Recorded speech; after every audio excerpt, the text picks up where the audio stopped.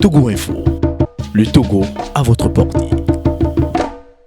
Eyo afono miye no mi fumi adao egbomo do mi ojo mo to re siare mi glebe nkeke atokere ya mi ja kho amepepe de ka gbe evero ni ma do fa male fi e pa me gbanto a ele mi me pisco bubuto Philippe fanoko podro a elo ele mi enti le fi ipo a abara mi ojo mo kwa ke mi ja so moro zanre ya mo ko me ka mo sugboro toji kana wona fo yese mo se mo de kumia ozo yo nyama ko mi to ofo ni so ra mi do doye so lo ele mi le doji a mi le doye mo fe comment akuyaka ni pojo mi le bonde kanye ami ko mi ga kase to du ko vire yo akuyaka amabogo a ele nyame mo ni la gan fidèle comme la mesa nous po mo de kumia ozo yo nyama ko mi to ole ni so mi do doni so le more eyima ami le di elaya benko akuyaka ami elai ne oje fo mo jake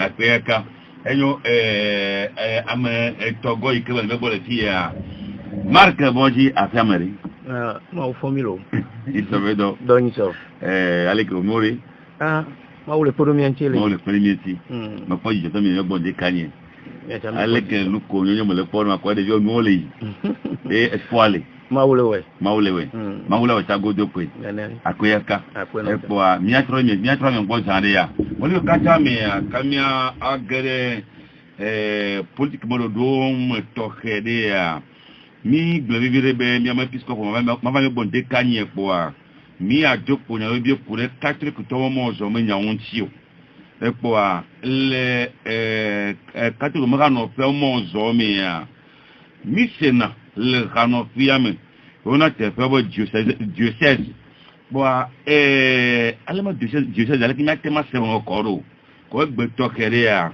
mi mi na mo po mo se no apere mi enti nemi atema ase e mo ko bi mo se ni de ko gbaru mi obo diocèse aha ha catholique wa yenye ehake mi afeto Yesu Kristo to edo dani mi donale mi ape fredu mebe me ho ha de ka kokwe catholique ni apostolique dise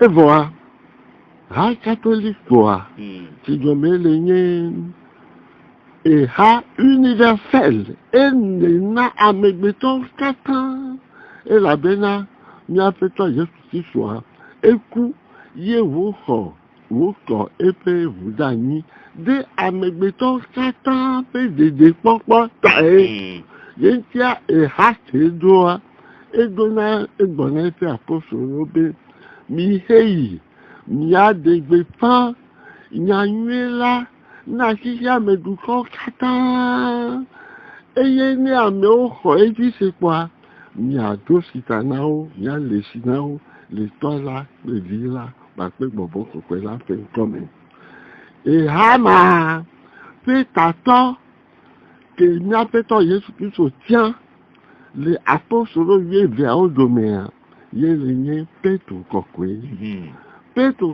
a ye le nye tatona apôtres lui vers au eye apôtres lui vers wa woha o kaka maunya le afisi wote wi eye le sime e ha le kaka le sugbo de jia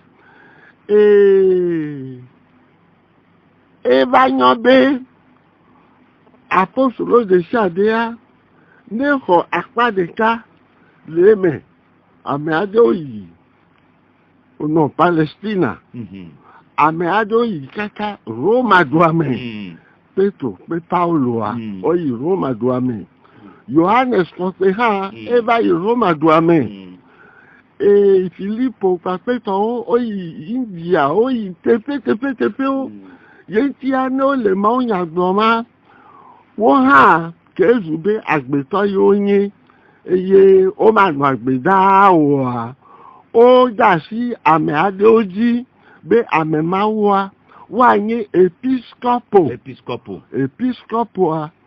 Yelenye apostolo yo mejelao. Nene maye éloigné. Épiscopo va soubozan. Voilà l'épiscopo doméa. Amesi non Roma. Le Petro kokwe megbea. Elenye apostolo Petro peyo mejela. Apostolo Petro ese kenye tatoade. Yo mejela enye tato tifotana episcopo quelqu'un voit tout caravane na vide le gokamo yakeme Petro kuvoa apostolo do méthode de kenye Johannes oui ye Jésus na Petro Yesu Kristo amesi et Barnabé Yesu lone les apôtres kaka domea nkoku gama men ye tide gakeme Petro yakuwa ye Johannes ya galagbea ekenyabe Johannes a ye lava no Petro tepe do Jésus Yesu Kristo nya Petro Yesu tepe amelona enyema vo amenye na mayo et to bobo enye blibo do efiaga Trajan et yobe ya oui le Roma doit men eye oso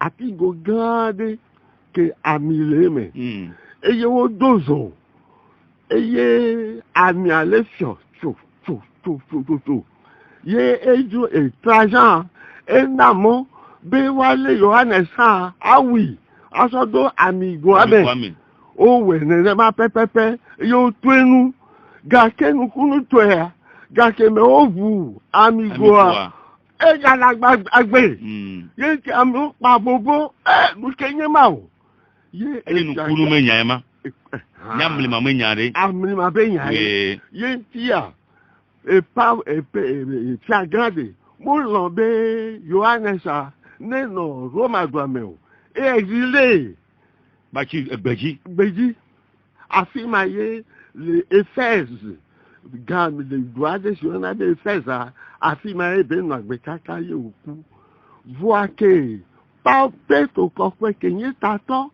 kwa menye Yohanes lo va so do etepe o bobo nyenye to oso ameke dufia edu episcopo le Petro yomea so do etepe donc Pierre, Lin, Linus, Clète, Wokekewa, onye episcopo ki ono Petro tepe yo pase na ha catholique kwa kata yantia episcopo de pepe que no enye apostolo yo mezelawa apostolo yo mezelawa odola no de ka ome pa pe Roma fe episcopo kenye Petro kenye tato na okata eyano de ka ome ni na se gomeade episcopo le ma voto lo auto voir puisque mi nyama be me togo le tia ona modobe évêque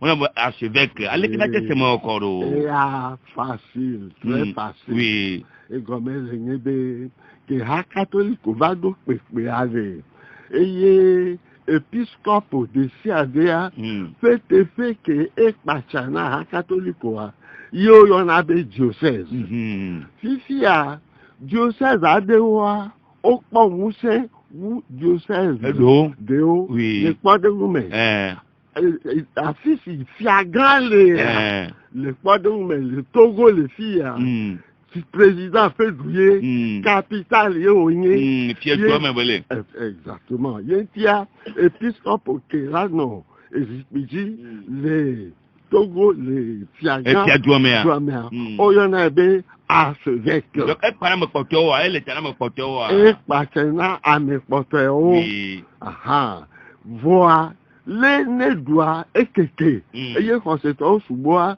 o tencha edu ameton alamene de o kwasia aso wo siège gan archevêché gan eye ho a la pase na diocèse to le Gomena, Nenem fait archevêque. Voilà. Nenem a léolé à peu près. Voix épiscope au Kézé. Au-delà de Kawaome, blé, papa, Yomejela, et Petro Yomejela, qui est millionnaire, papa. Avec l'épiscope, le lomo domeletia, les pieds domeletia, il me cacha, me togo bachor, une catabala non emaro. Oh, et à des. Et mi bonabe à domenui. À domenui, à domenui. Ameya mlemanenema. Voix des.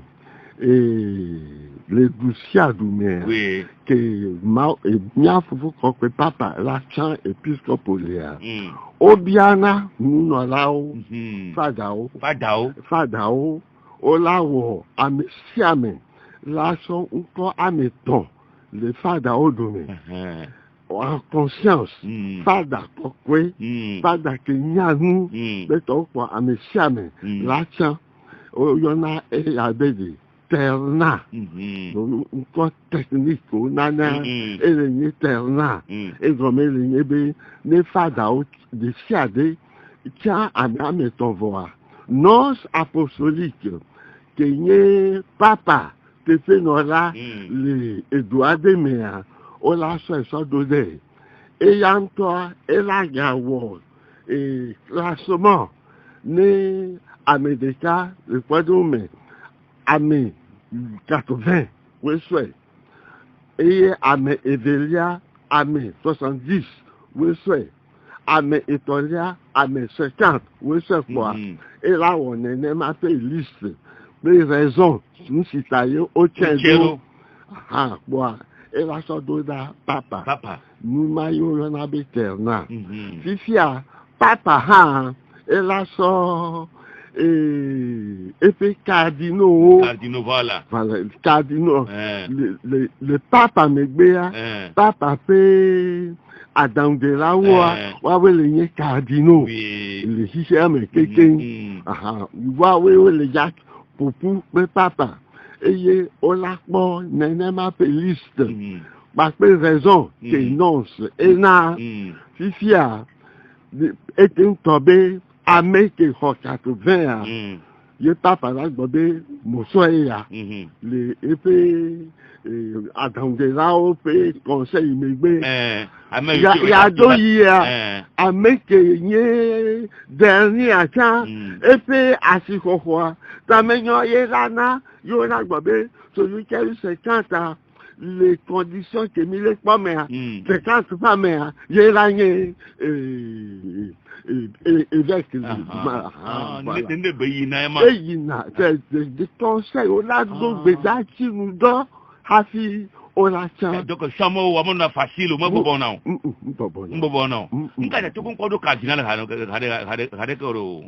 Oh, Togo, Benedo Cardinal.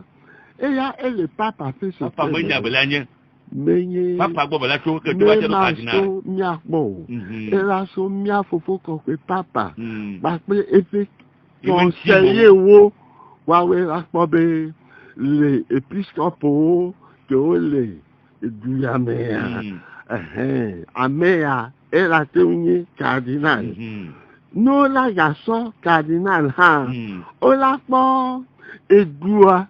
Politique et le très important. Le Gokaomo.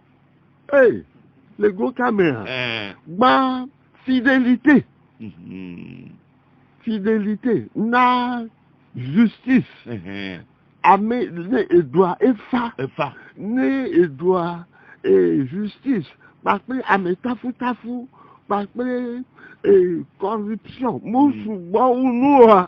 Domikata, beto mi a fait nous na wa. Bon là gbobé et puis pour la cardinal. Il y a son cardinal le Togo doit. Nebe il y a son cardinal le Togo doit mais et que ma ayé abe récompense. Ne du quoi t'en fait hosser. Nous te fait allez cardinal qui là-bas, baba doit y a, adon tout carane, ne wa vous persécution, fait on voit. On qui on prend nos vieux. Non, non. Donc besoin tu vas femme. Tu vas femme. Oui. Donc tout le monde vient pas se barrer que à cardinal. Yeme gbobe Togo mu hose mu gbobe Togo nkpo papa ntoa ele nyanu de siade kele jo le du siade me yentia papa fe eto kele nyantia yele nya mesura na be nonce apostolique les informer papa do nous de siade kele jonti moi le Togo wa nous siam le yibo ga siaga me Togo jonti Togo mo me Togo wa ke a me Togo me nyawa mo jenti mon jenti ke o ma te wa brenya fofo ko pe papa jenti a d'accord ne papa o mi popo cardinal la gba ekudo mi antonti ya fe dukwa le kemi le wodoa mu le so do ma o pe ya o gbogbo nti pe to wa parce que nous qui fafa parce que jojo nyinyi parce que nous kekintia ekema olanami évêque archevêque pepe wa cardinal ya onye amesi onye nous romenya to nenya fofo ko pe papa e bebe edukwa nto ni si le hoseme trafi wati d'accord akuyata le yo kata me ya mi na be mama me gan ka mi ni mo to go wa ke ya mi ko politique banya dona je mi subo e gbeme ke ya mi le sataje politique subo e mo togo mani baji e no kata le mete sema okoro monseigneur ko dro me le bien se bade amati mama memi e mi le ma udo mo gbeme nya onyo vo akia no politique menya la mi le we subo mi le ge politique menya mo le mo togo mani baji no kai le mete sema okoro e ade menye fifiye enyayajo Gakeme démocratie fait aya et pour so Europe de l'Est nti yeramu Berlin fait gria igbemagbe mi pobe bloc ameveke o le jia mesan bloc de l'Est et bloc de l'Ouest et penya evaï et démocratie a yele ho no pe nyeto e matae l'Afrique, les filles, nous sommes sous-colonisés. Néo-colonialisme, tout ça, mais souvent. Et d'où que yéme, souvent, yé le fait Bénin, que gogo mi les filles, affiché, président que recours, et va y joindre le communisme.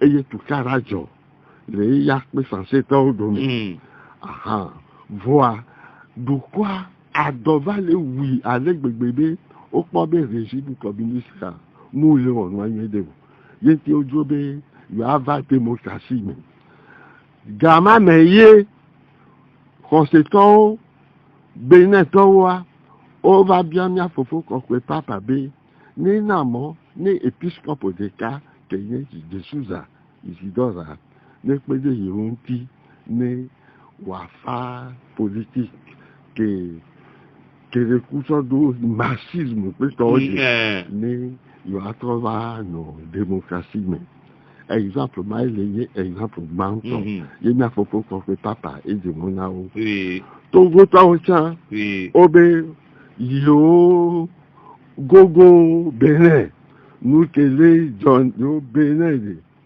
il y a Benin ton au point à l'île les épiscopes fait dont on a aussi voilà Jong oui ovado démocratie mais et bien yo tiens yo a dit épiscope ne épiscope de cas les épiscope de mais ne peut de yonti les simé mi antomi donc kweji leke eyadema le pomi ya mesame le douwe beto voix pele me voix obe Togo ha ne po episcope de Cade ne nya fofo ko pe papa ni nemo ne wa va pedu Togo do anti e mai mi a fait épiscopo Gamamea, mi a mené. Il est Gamé. Gamamé. Monseigneur Doucet, Monseigneur Bakbesi, Monseigneur Agnelonda, de Vifin, Vigna Doménima, après Monseigneur Bodo, Atakpa Meto. Ah, épiscopo de Sebe, il y a une toffe d'Ouméye, tout cas, les noms de Jopoa, il m'a fait un Kobe. Épiscopo Bakbesia, au dans le Kouvigine, j'attends, nous les nous, il m'a fait oh bien, et Agnelunda, qui vit toi, Zapango toi. Oh, ni so yodoma. De kukunami. Apa agbava jeji. Nene ma no. Voilà. Niantoa begbobe politique venyade.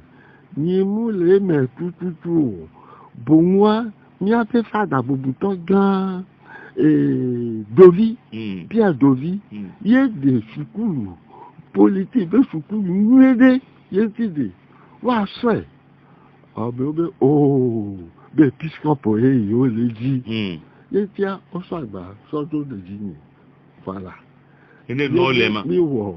conférence nationale souveraine nenema mi noir oui bon et ma opédomiantia mi va so premier ministre sortant de mettre Kofigo Megame oui et yo mea obé les conférences nationales yo mea mi de là au conseil de la République oui né voyez transition il mi awo kan me mi awo jama me né muti fafa no ati ba togo ni baji iye mi no enu to kala subo o mo te jeji to ka to kala subo nko ba jeji o arun to nya poli to be nya o ba gbe me na mi pe to wa e be siame ni me ja ko nya on ti so yin go apeyaka voilà nous ga que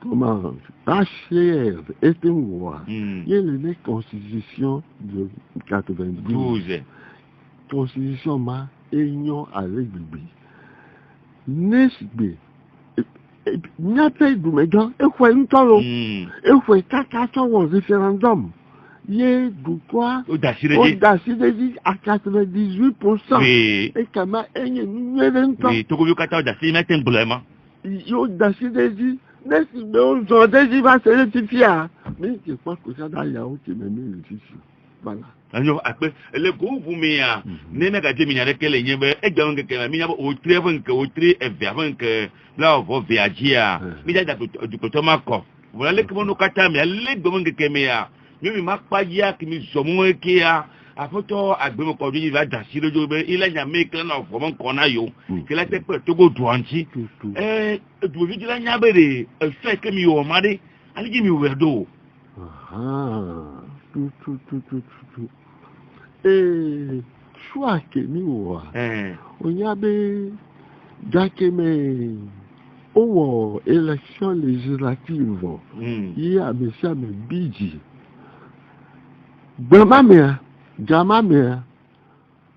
Nianto me Kogbeidi Bemu Dekukunami à monsieur on y fait 14 ans dès nous des que n'y a des nyawo de ka mi no de ka wo me eye nyaga panko atoke dage mi ala na président fait kaka et la bena de ka wo me ye musele enye principe que nti ni mu lésiner ou c'est-à-dire ni mu hésiter ou mu conseiller ou quelqu'un il s'affiche ni conseil n'agava do pépère mais c'est 14 secondes je me prononce now galek bonao be no vigno miawe le porte parole na du ko le ayadum je tide ni ga kakao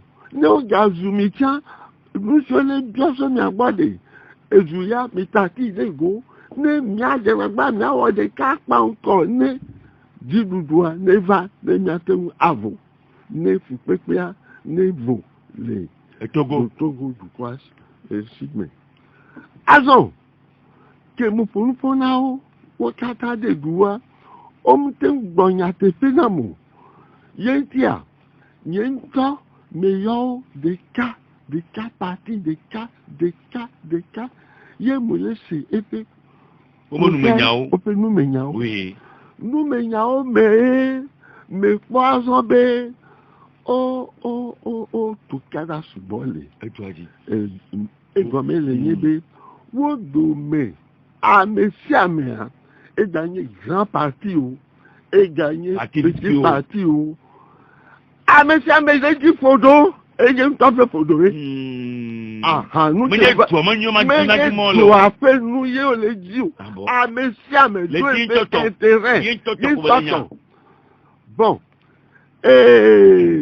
ye mu be ne na ma o le ble du toyer o mu le di du quoi fait génération a mesiame ta fa jardin magbo an se to de du petit parti o kekenwa o le gbobe an se aye ni tout ça dans ye o parce que ta fait les mains ba égalé si Evelia Osubo yetide afima tukara le bon yo be mo ado ma bo ye mu ba bo ga fa wo réunion le parti wo ye mu yo do méthode de cas mu laisse flibé comment un c'est le bobé de kawo ke mo le bi obe ya odu ko de ya odu ko de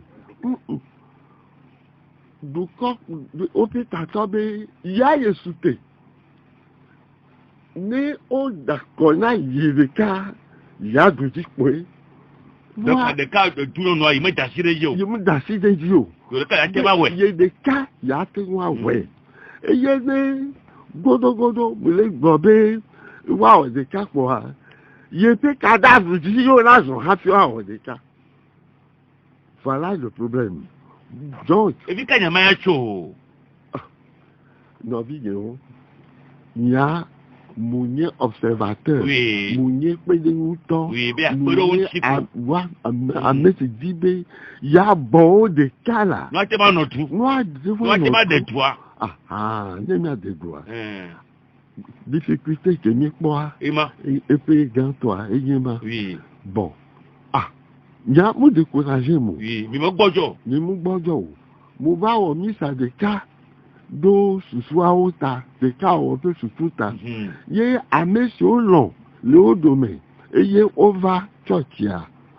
Mo kafuwo ye mbe ma o ne pe de on ti de ni o pe de ka o wa na cheku no ate ma de vi oui ne doit e doit pe nya e menye amesiame pe be amesiame de ni tati e do pito jiji de ni kwa pa nko na du kwa pe fu e be nya e nya mo bon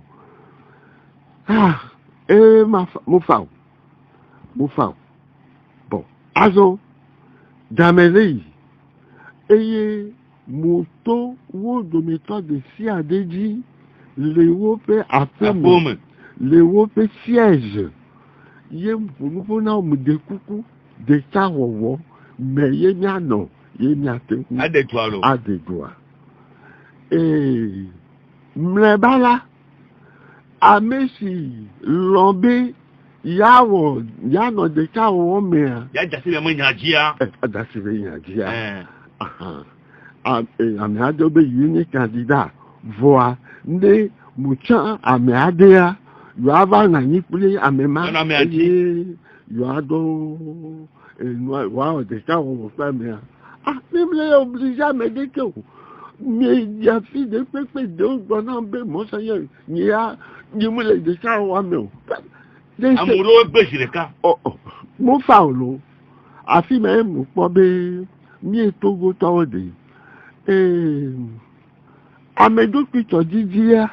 Yé les ni ameke, nous que l'egbe nous les nanti. Kaka deji lebe, ne parti, et gagné grand parti, et gagné parti moyen, ne pas encore yé des cas, matéo. Matéo, yé tide. Bon, au moins une fois de façon historique, nous sommes un pour que le Togo soit délivré. Voilà, yé mou dit bon. Fifia, avec non, you have to awon nempe de kawo e ne me cha ame adewa ame de ka you are no pe ame made yento mo yo conseiller mo do institution de cas d'ani kenye conseil des sages pewenye ame siou oh, responsabilité pour Amétisio. Yé, mon bioso Amétisio, Bobédé. Amé que vous l'ayez candidat, on a encore des candidats. Et yé, on les gagne. Allez, ma quoi? Non, ma pas quoi de. Noyons de. Ne le Wadogo Pleo, ne Wafufu, na fait des carreaux. Il me scelle l'eau. Abaleke voulait défendre nous quelqu'un. Comment t'es dit? Afimae odo amema okpo ona mema ofunufu ensemble. Afi on va aller pour na o des cas. Conclusion. On va kobe le wokata odomea. Ameke do pepe. Ameke do expérience. Avec d'autres possibilités, avec d'autres relations. Mais il y a Togo de Kata, le Wokata Domea, il y a le Apéto Agbeyome, Kojo. Il y a mes Kovacha. Et il y a Amemaye Kovacha. Que Kovacha pour les bédos de Dao Kenya Mouana, so keke, Bessigbemoube, ma donné, mais ne m'a pas donné. Les bédos de Dao Kata, qui me voit, vous avez bien fait, oh Seigneur, montre-moi au moins celui qui peut sauver la situation. Et Amédéka, toi, il va n'attendre maintenant. Voilà. Il a peut-être me cojo. Mais il y a des. Il faut de là des disons il faut y moi c'est un meilleur mais nous avons les voix nous titi donc les voix des récompenses mais là non et là non bon et là quand maintenant be ameyade atin awodo le mai le kasaba yema tata donia ni mo popo et vai et son nous si nous Amétisio nania yo won for be afeto ape ejo me asafi mama ti won gbo ya me va yi bene mi le ya vous compte ne akoda pe ya alebe mi apo gabi aso odo a mi yo ibene eye bene fe journaliste o va se lo tin le monseigneur mi ale ko le do ya le nu amedo ifi ade awo to ko to egba to ya wa o pa le se mu go me o ma be nu kan ti mi le gbon ne ma do o be o yi o ya le o nu popo nu be papa a fait to agbero me c'est un homme tout indiqué et gavata maintenant a fait to le furu na mto amejo amobutayi yentide que Moussé, ou nous sommes hier, mi a fait nous, Amétisio, au gaillon qu'on a fait à Fabio, et que ma bédou là, que me les bien sur bois, Nenamaye, ou Nenamaye, Mavaï. Et nous, ma trouva un Ruchelaga fidèle comme là, et Messan Boukoa, abamo ichi de kan ma o nya me ko ale kemo jo kaba da sire afata gbe mo kojo ejia afata onu chira ga fidele ko na no me sanu bu pobo to me boy ma afata gbe mo kojo mo echa me se mi apisco mo nya ka ado nyo ma paji egbe ya mo ji ma bele ka gba ejire na jo ba afata gbe kojo wa ina me ke no ta ne nto na le ka ma fu na mi ya akpe me mi yomi be mi ava fia mi ava de nous mais du me vieux Monseigneur Gnonya Kwata bahian bi ke ncham nya masokpe ke Monseigneur eso do que ça va do joata be enu nenyo be de ne kakugbe to tromva wa be enu akwele ni be candidat le suban ou mais ni Wakwata obo yo so America ye ona jua second mebede America la te odo amekele yo domia la te odo yo onongbe de na mewa totro lava Monseigneur Biomi be mia de dan nai amedo le gnobe Monseigneur abe il se laisse manipuler. Homme de si Monseigneur. No gogo Monseigneur de si a. Mais on les manipuler Monseigneur. Monseigneur ni dou noa l'état mais il to dou beda ye be ho. Et de courentia. Bon me be nsien be eya e bi la wa. Nous mi ona e pe ni be ne be la direction ya mi a gnobe mi on ti la metoa. Akpaya no tomo ya rien de donner ya eya no tofia rien de donner ya eya nous mieux c'est un appui à la prise de décision mim donna nous ne be eya e be la ya mi gbon ne no be ya yi fia ku he kola no moaji awa ya no be ya to leke ale mo ya entia ano informé nyabe ne to moya tukara ko la poya game o la jirado le gbogbome kuntilame bola jemo ke bebe mia do yalo ne mia chanwa tutugwa texte commisant ke mi pobe amekola odoa likola nodo nsekela no asio qualité kola do défaut comme il m'a pas le wagbo et mi la so on mieux be mi apporter jugement moral dans mes dentio Monseigneur Gnofi Djembe et toi mon kenzi il est d'une humilité rarissime Monseigneur oui epekele si et dokone lenti ba eyono bona mi akwata mi bona mi senanu déjà texte commis mi so qualité commis le dit la miogboa moi même Monseigneur de kaye nani de lo c'est 14 tonnes to quelqu'un nani nani rédigé moi au discuter et il y a des noix et il y a des noix qualité à noix et il y a mima de l'émien ni mi noya et noix awo et il y a mi et dormi au le texte a été validé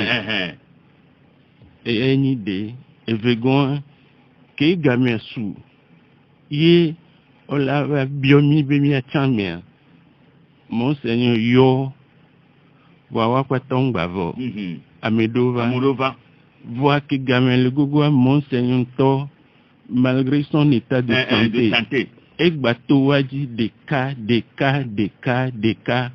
bedem de kuku nous mbemi awa miabo miaso me cas ni atonya pe si ya kebe to waji kekekeke amedo no gawa me amedo ni candidat vo au blanc sur la place publique be yo ni candidat vo ga ke gbato wagbo bobede ola amo le blanc be yo le opposition mi ba eto waji de cas nyente am no délégation mi ne de et doa nyemdo gameo ba oto am okekenji si ya azan ke mi doa mi be mi la dogo gane voine wa pour beaucoup commission gaton belani ko va gane mea Wakwatom no gameji over kingbe kakayo. Amedo agat nyantam fogbe over. Over mi nani. Kemi nania. Nous qui anyway, il va y avoir une réunion informelle. Nous va mis la bolle quand j'ai été en charge de la gestion de cette réunion. Nyanye Kova, Nyanye Noa Domé. Et les cancers, oh, et nous avons eu aye Kemile Wanibe, Néonto le pour le anneau Domé. Est-ce que Amédée la zézé Kabe, Améa, et Doualatin d'Achiregia. Kémi les pauvres, les cancers, de façon informelle. Kémi les cancers, mi va pas à eau. À mes souvent là, de ma roue, il y a monsieur un bélier, la terre au noir. À monsieur un légume, exhibé, à monsieur un bélier, la terre ouais. Bon, il y a que gâteau pour, mi va avoir des cas. Et on t'y va d'eau. On va do réunion tout le monde bobo tout le monde que miwa mimi yobo va do réunion bobo on tio va mi va ni mi ano le nyokpo kemi kwa jesibe amede kwe mja na tabe no vini no kona yowa wa emi va be bon game su kemi va ya iso to senu ame ogbo ame ko keken va nigbe olegbon ni mo se be ame kebe chan ntim kono ama podi unu e ole keleke ne mi je si amede keko ke edo ahun anyasan elate odo e po mi la to ne be haneva wa pata le dibi monseigneur Dacido Yoji tous recherchent l'onction de monseigneur va on le dibi yo ava nani abede wa bio nyase be le keleke odila plodwa kaflan ni ya lekeleke akpa ya de l'école néo l'école la te wayado l'école la te wayado on me le dit on va Dieu le dit monseigneur be onction il m'a vu ici ne Dacido Yoji va on ma va hein va mi se wa kekembenya on a pris une décision strictement technique mi pobe agbeomi ntobe cheminement fiko beto et doko beo ovai eni mini zegede era ni président de l'Assemblée era ni premier ministre et gérer des institutions comme le port Sonacom et non nous soubomé et obe nous quelqu'un né expérience ne obe ado experience ogbona le miade be ameke yina tomea e gbana se donc o matin nyanu o matin onu keke o ma were pogbedo c'est obligatoire là ouais pour là afoke kleme yo la pla nunyale ezegbagbon me yo la pla nunyale agoyo laje ndo la no ogbo laje no be o ye mja o ye nwe fia ye mja o ma nyanu gbedo de ola yi e wo gbe ola ode bada ina me ola tu contamina ola tu non ola so nyanu do sonti ame ola fo ola fo ame ola zu ola ye ola so pla ndo abazu donc anebe ha onu egbe et onu akaka bado nous on s'est contenté de juger ses capacités techniques mon c'est un grand ami gbelebe il est dit agbeomi be agbeomi mi la chana yo ngbon gbedo mu dogbe to mi na mi ngbon na mi be de mi chame ya mi ndo bele gbo fifi jan fifi yin tem le se o ele kemenya yo fifi yin tom le se do ngbon na mi be eya kemi odoa mi rend compte ne evo ejoji nambe kemi onu ntocha mi ameton keken mi ameshua kemi le chamea mi ameton mi no d'accord do agbeomeji mi so amebu so do vegon amede do tongon emi gbagbon han bede wakpata kenele vanwa gbea que va on que il plova nyawe olate odoajo va ola wo ola jego sugbon gbela wa nyanu enu papla ni obo ne va gba ho e ko a kwaju lolo vide va o nyanu apo be ni capital va tanyo amedo le adomea azikpe ona isi obe khogban toyo leji amedo akpon yo ona obe khogban toyo leji na medike te ona no kekia medike nya e kho agbagba ami bobo tane bia nyawe e yade e kho bi avagba o ko la tewelo newe yo anointi no ape no nyi pon oto azikpe oto yo lara ihoji la khogbagba mohozebe majiji sie ne o nyazikpe ankan owo epo be e pla ho be no to o mo onya hama lele onya plengo kaka onya saka lele efia mi onwa mi na konta monseigneur mi gbagbon hian be monseigneur ite po mi e jojina nu ke gbagbon so biscopo we chachantia bola onwa papa ntante wa gbon be ameni deuxième la se ameni troisième la se papa me l'oublie la so premier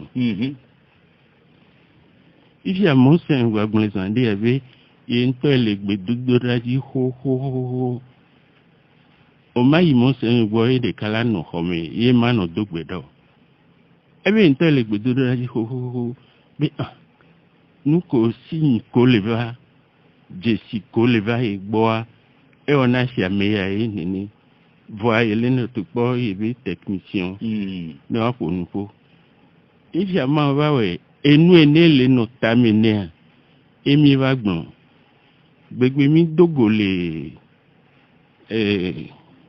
César Lefier e bi la na résultat gbon gbe mle nyawe into gbogbon tone ko be fae amoye ye jemo wa cholo donc nous ma ou blonné mia me kolon tila me toa mia tawa sokui evo ene no ba yema e ke mi volunteer if ya de ko mi akwata mi la adaboga azondo du if ya me do be lekimi wedo limi chame odo se mi onto mi na nipo ba chama ne mako ne ma non donc merci pour ma double bon to mi wonto kengbe nko ba de do be ni mi o we mi be mi na nipo wonto o po mi nuko wonto po be o latin wa ogbon enu o kekenle gbe mi ba ho mi ba bi onya ami mi mo nu keken donc a ko ne va Tuba moni bobo ni de le wa gbo donc l'obligé la vo moi c'est tout wa pata waji be de mi va là mi va ne me denti ko be ya edide pepe mlentiu ti gbe di beteni onu kayo edide pepe mlentiu depo la va gbo ngbe ni be di gbe di edide pepe mlentiu vo gbajo ni ameke ma ohun anya sano na te odo ya tanya apun kowe lato nibe eya ameam dibe ya ho be monsen da si yeji o ela no be kona me ma kona ji akpe ka enu chela ga fidèle comme la mesa nu bupo monsen yo ke mia a kwa me ka pele ve na mia no wa bie mi nya mo ji ma bie mi aleke nyi be nye bie se me ji ba bie mi nya be kafla pe que ta mi egbe am amachi nto mi ni année passée que me khomia mi nya be le do 89 ans ni na se mo fe me kwa me do 90 ans nous kai ti mechi nke na e to ko mo due me nya po a imi do nya de tashi ba gba na ma ga sese gamu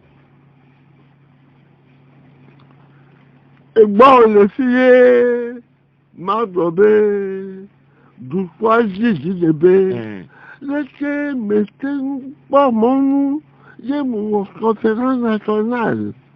Et il me dit le président du Conseil de la République. Et c'est m'a dit. Et il me dit, mais jamais, mais à des fifi que nous avons décidé ma bonne noix. Mais à me suicider dans la nuit du banao. Mais ni nous avons les politiques tout bien à main. Voyez, nous si me va, mais ma bonne.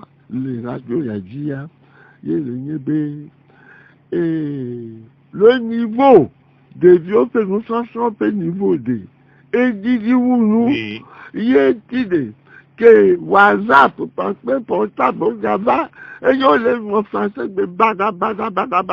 Dicté à augmenter, dicté phonétique. Au moins, c'est dans nous, on est poète, et il y a un pénou.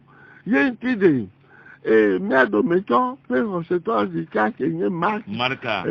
Moi, il y a les choses de cuisine, il y a beaucoup d'eau, ne niveau n'est changé. Il y a vacuum, il y a bonambé, marque de yenti, il y a sona, à mesure, nous, un modèle, il faut nous fonctionner, à l'ébé jeunesse de. N'ayons les fait à l'ordre, mais ne disant, moi, il y a bien les vieux de niveau peignard. Yé mon podenti, et t'as mon vafiado, yé mon faux, nous faut que mon faut voir. Ah, on a bien, auditeur, on va bien c'est. Yé mon conti, à mon bé, et yon pépé, voir doit les bas. Mais, yé, yo, les biens sont bons, yé, si, be ma te kwade ne maye et puis que mi to voix à mon galerie nous souvent nous des casquets yo le bien mais donc que j'y be ogbanan be nous soit de to habia be le wojef de fin yé de mai pwe ne ma don se ale be de to ya fe na gba kuku gba lo ni mo va do itayo voilà que va y va faire mais téléphone, parce que moi, j'ai les biomes. Il y a ça, mais bon, si c'est à des. Mais il y a des cas, il y a épiscope.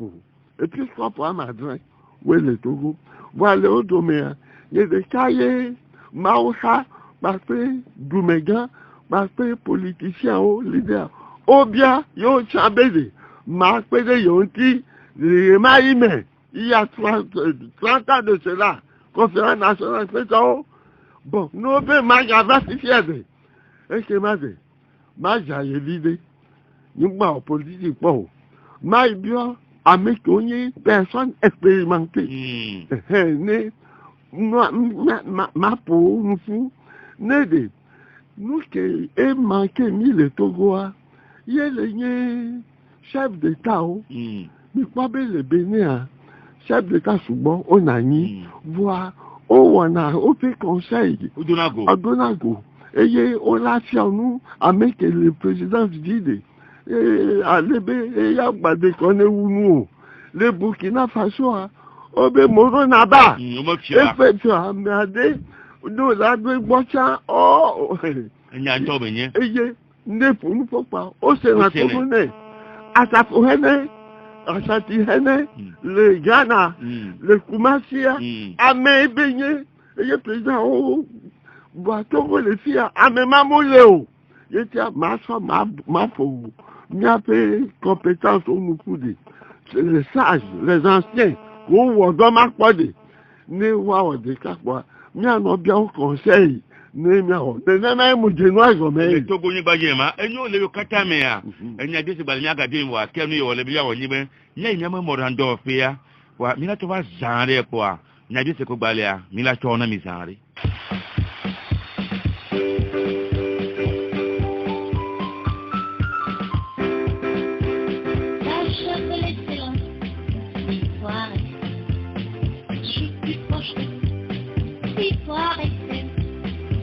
Chef de l'excellence, victoire extrême, toujours plus proche de vous, victoire extrême. Enyo mietro bova como le fi kwa mile blong mile komeme episcope Bouto Philippe Panoko Bodro premièrement nous là dans fidèle comme la maison nous vous pas le marque mondial on a mis comme le corps, pour un moto comme du monde, tu es vieux, toi, après ton, quand tu as brûlé, quand tu es tout moni, tu es quand même, à quoi dans le dos comme il y a des tout, mon autre, avant que là, on va dire, et puis qu'on peut tchar, quand tu es toi, mais, il m'a jamais mis les mains, il t'a au terroir, il m'a dit, avec le caveau à filer, on y a eu, on a dit, moi, c'est ma femme, il y a comme tu m'as bien mis qu'un bon, quoi, calmer, si, il m'a dit, ma bien, les demandes quand même, tout goût, maniba, du coup, tout goût, à Potoponia, Sibéa. Quand tu commandes mon coup à la caogne, toi, tu as eu, and yet, fidèle, toi, tu as, quand tu trouves le camion au vaillard. Miss Papa, le room, que Dieu te simmer, on a double high talent, que Fumara, voilà le monde que mea, à mollo au blonde de coab, club, au bas pour Potoponia, Sibéa, Miki Transi, Rema, allez, maintenant, la mentiro. Oh, non,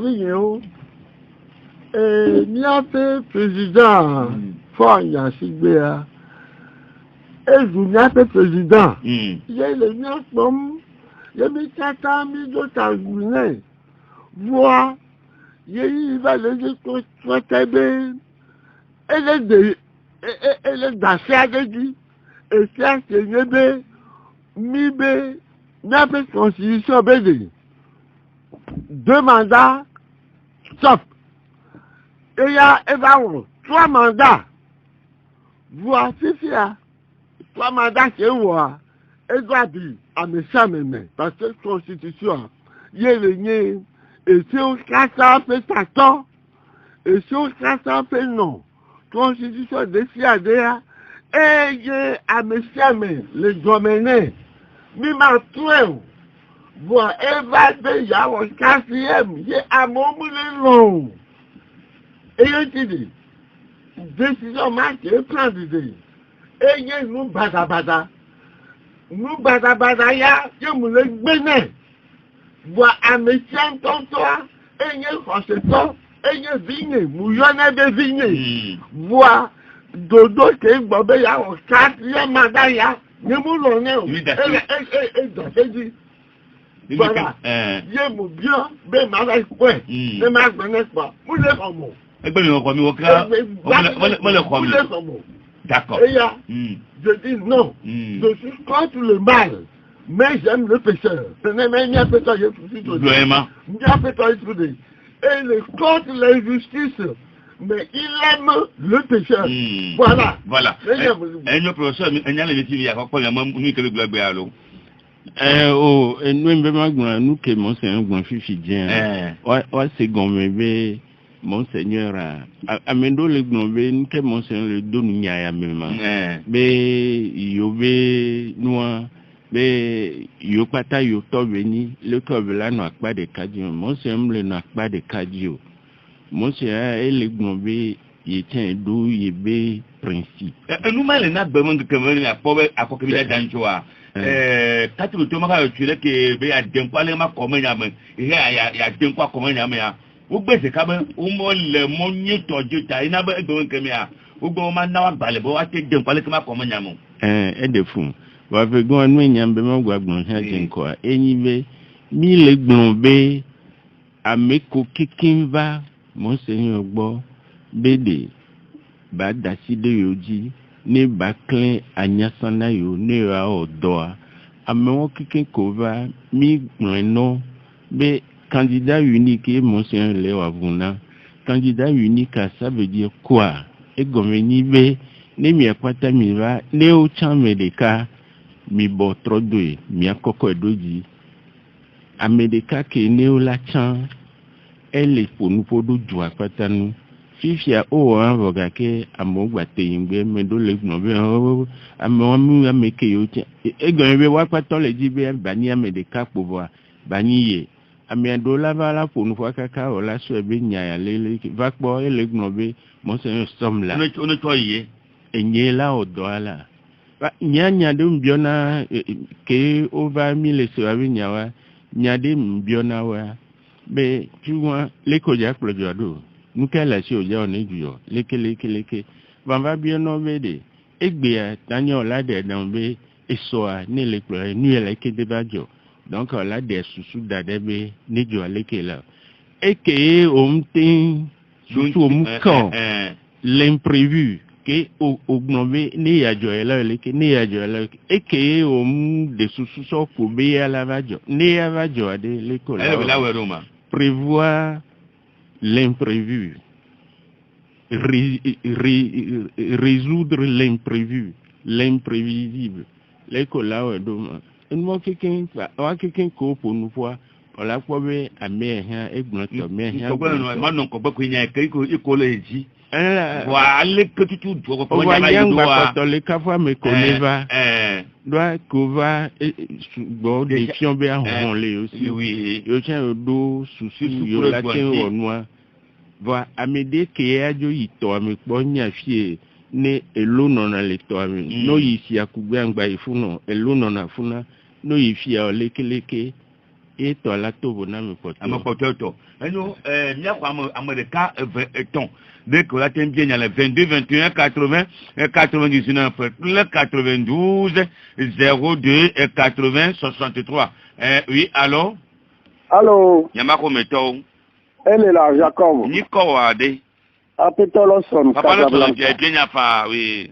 to gbena me pepewa to gbena mi et spécialement to gbene il y avait Monseigneur Bobuto ni donc belewa bon il y a des comme solo mais il peut aller elle globé les partis politiques alors c'est 14 de Guagladia des partis politiques potoa on le globé ANC il y a problème mais quand tu as un problème d'eau au ANC lolo et galaxie donc quand on a lolo il y a galaxie et problème de ninawa yen toi Monseigneur beni fa dans le wa be rame tel balita be ta me bole tane au point oui yen tia wa fa dawa o matin se wa no goma o le ko be mbia be nyale me be amere le chuchu bona miri yen ke miami bere yo le biankuronti parce que les Togo be fait o que me a république ni Amerondo la tembora fidèle no examiner parti politique au metanona de compétences il y a quoi le blanc et les constitutions mais les pas qu'on soit un président d'accord les compétences et on l'a produit pas à directeur de port bon quel bon on sort la ni président papa on la donya mati zaria oui allô Jacob me crois que me le kunyi ko ale Monsieur Kolanielo. Afoto Kolani Belbawe. Yo matuna na tobe al Ginelo. Ana no bishi bele banyari tikia. Ebe monsieur Agomeni premier ministre. Enyuya. Mu gobina yi data me akore. O le do data me biame. Enu exilé. On le be wonde wa na contact. E pour faire. Donc mon nom c'est demi Amérique de Bible. Afoto Kolani. Oui. Enya momi magavajo, enya numila wale. Mia evoluer, mia des hommes. Ameko le povena et agbeme. Choix donc nous qui le nous comme mia jando là. Allez mia comme mia des hommes. Nous qui l'arrêt. Même les beaux domaines, même qui les grands amis qui m'ont sur la bête en quoi. Les beaux domaines. Et beau quoi quoi. Nya Nicolas Nia kwa mlegbe na radio jibe et ni jet campagne la quoi. Après avant de connaître après ka oui. Allô. Yamako meto. Au fond le pouvoir. Me de ku ni miama ni kore. Nko nyi kwami. Kwami bien yafa. Mo de kuku mafuta ni na ni ato Monseigneur lo. Me debubu ntilo nebanye adidevi ye oba so den kocha Togo viola dakone America me la ni gba ji ke ji me lanchi on dasi nya fufuro gbogbo so mi to agbeyo nchi ne enu ma ugboro ne ma uba mea ye ma uba mea wa no se ma uba mea begbe ne totro ne ba nke nyama jibe magbolo ma dum se mi to abire be ngba se amere pe gbo ma ugbo ya ne zone ba yin kolo anyo akwe ka foto e ko mi da kwe ka oui allô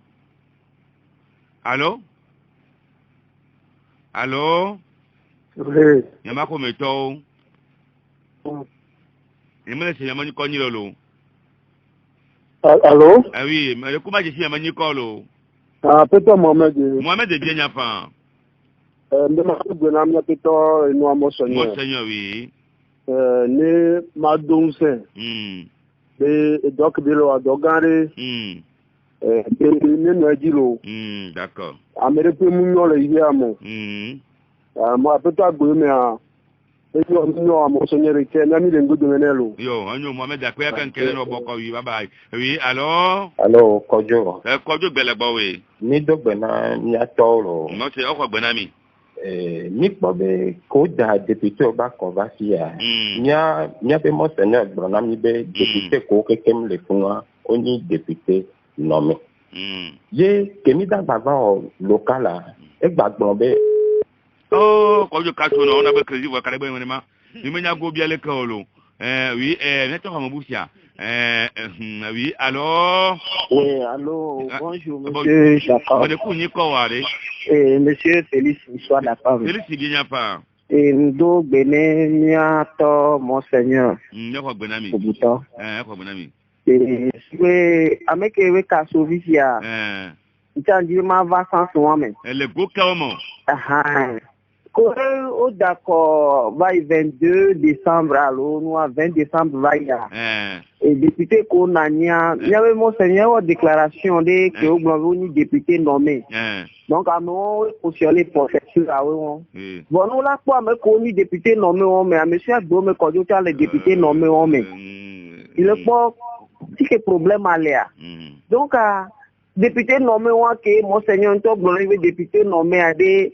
Mais ne va mais on va sonner des problèmes le fou. D'accord. Elle a donné un match misérable elle a donné misérable oui. Alors faut Jacob. Affaire Mandé.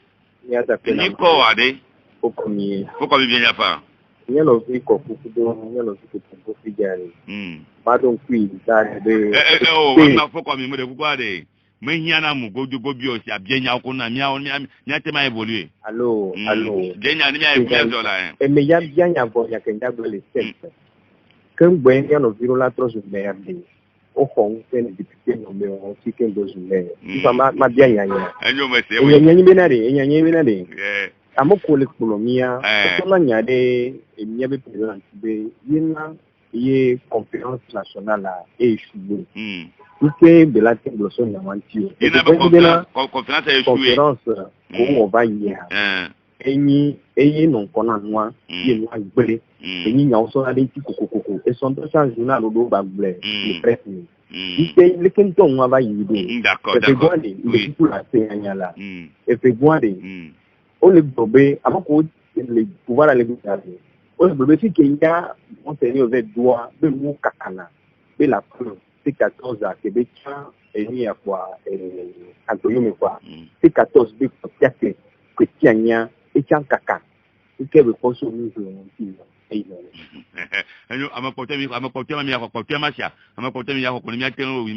Oui, alors?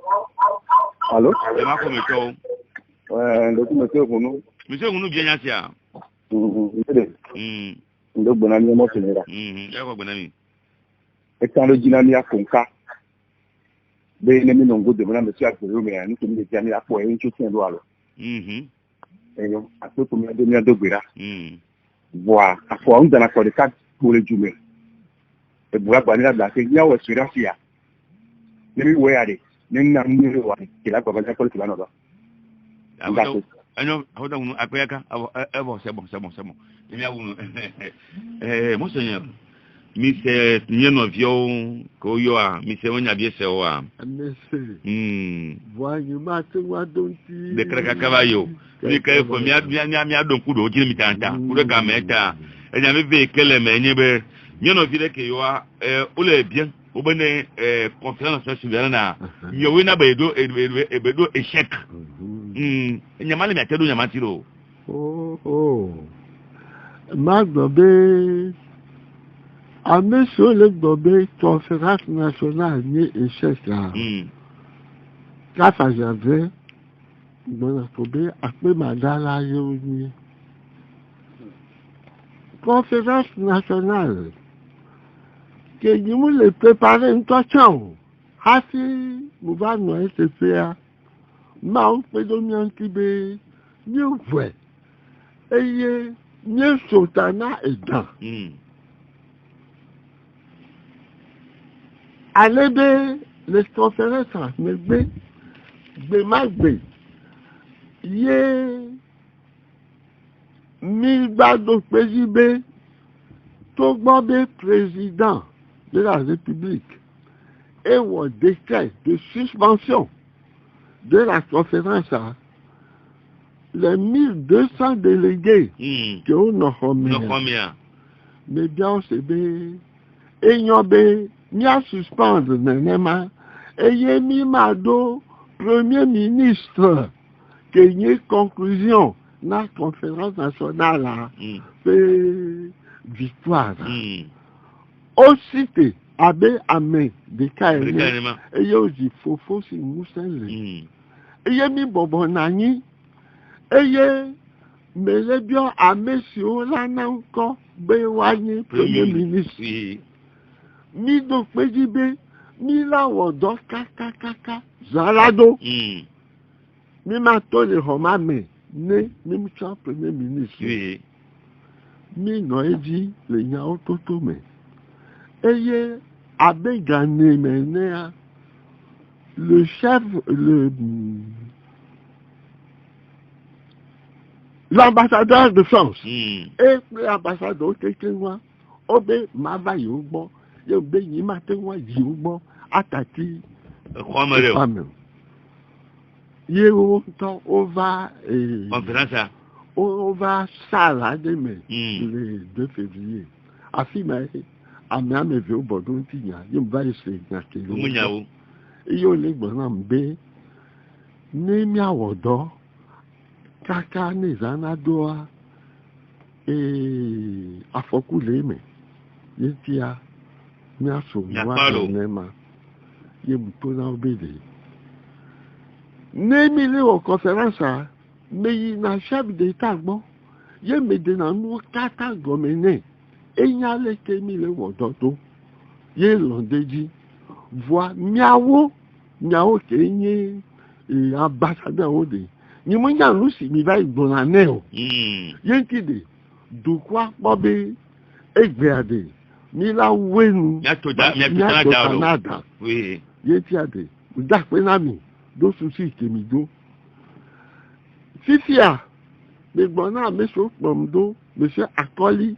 Parce que mademoiselle Kwevije, be wat bomdo de, ne mado yovo mo, o ke mugona o ne made, et nous courons, yetia, me soldo ascenseur me, yemi gome, que mi va do salle me, le grand salle, gome, c'est rempli de cadeaux, soit chaos souvent à l'église, que soit chaos bon.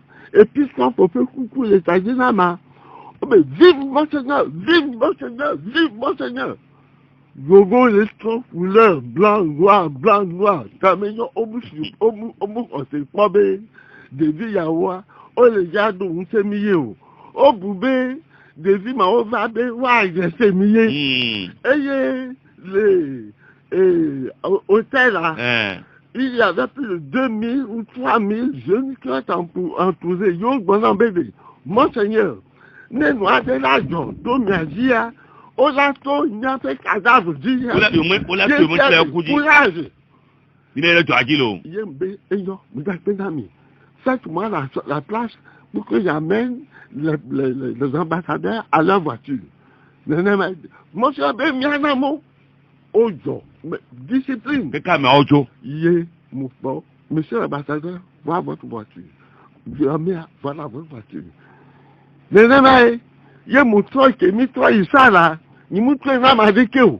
Passionné, il y a que les gens, à mon âge, survolté. Il y jusqu'à 3 heures du matin.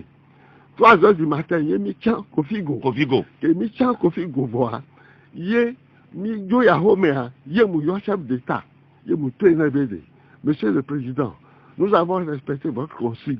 Nous avons terminé la conférence nationale souveraine avec l'élection du Premier ministre. Je demande en même temps l'audience demain matin. Il dit, je vous attends à 9h. Voilà.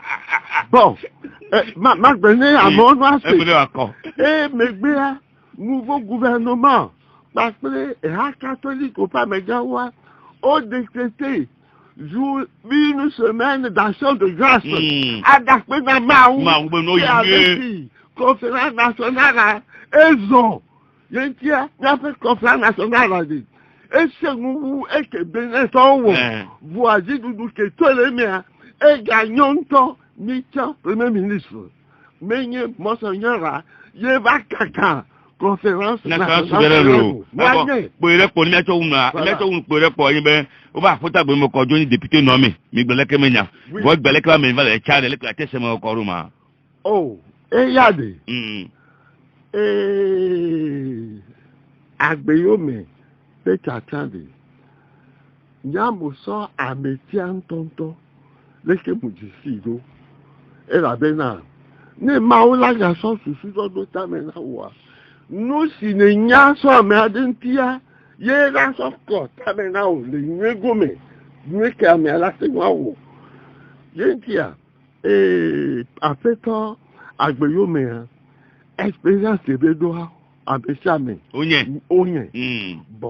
ne Wavano, à Mekata au domaine.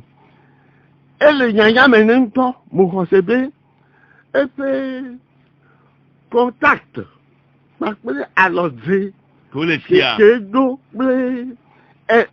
essence internationale ouais penabe non élection allez wanya noa ke ne gameva soa wanya le ke wa réformer noa do tame yintie eyido d'accord voilà anyo akoya ka même gamata jo bo ke do kan nu ga me onye be ki vie le gbe kan ya mi so gbon nous la afọgbẹji voyalo na koma yiye akọ dada penya de kukuna mi me gbobe me tient Agbeyome comme candidat unique et me gale kuku demna à monsieur les il c'est 14 pas mais au wa joindre oui wow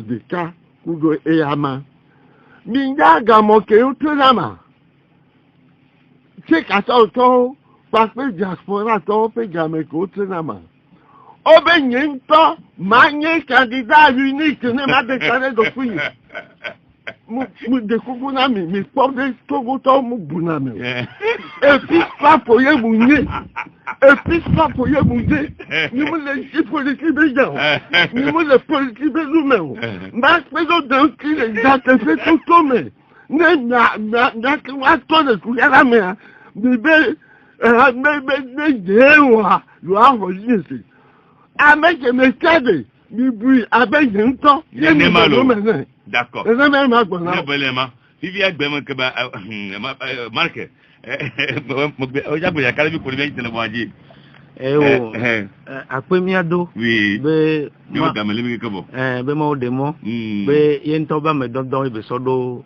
ekebe afwa be mo se ngblana ga shagbe be ye ya ibe do kelewo a hose bazonli ye sovado ko milo kaka epene de yo emi mle po totro wa hose bazonli ye sova ye nyinu ye ke sovado enuame ye munyi politique auto wa nkeye manya mo so jake bo manya so ko bo ko ma almanya mo to so afire ko to gbagba fun e bo ko so ina bene amede be nyi minister bubuto yenyi do no togan ye olava yi moji la ponupo la zuma uba me no zuma uba me kafla ozuma u enu ke la tole me na wa ma ko ba mo to ko nyami o mo yole ko a enyo enema ka malemi subo Monseigneur do no mede anyi be mia joga ne mia so pedo ameke yeso candidat ke yeso be la no mia pata mia ben come la yakodada be ona omea be mia joga ne mia pedo nji do ameko le no mia ben come le bureau de vote omea watin tu fe no gbon gbe no no do pe na me ngba ba so ga appelé o ni wa be san yi wo ma de ke ma ba yin ke tututu e du kwa wo le akoda pe wa enya wa ena be eso number de o de anyi emi mi awo anyi be le no ba makwaji a o be nde we mi ma ba te ble mo aji o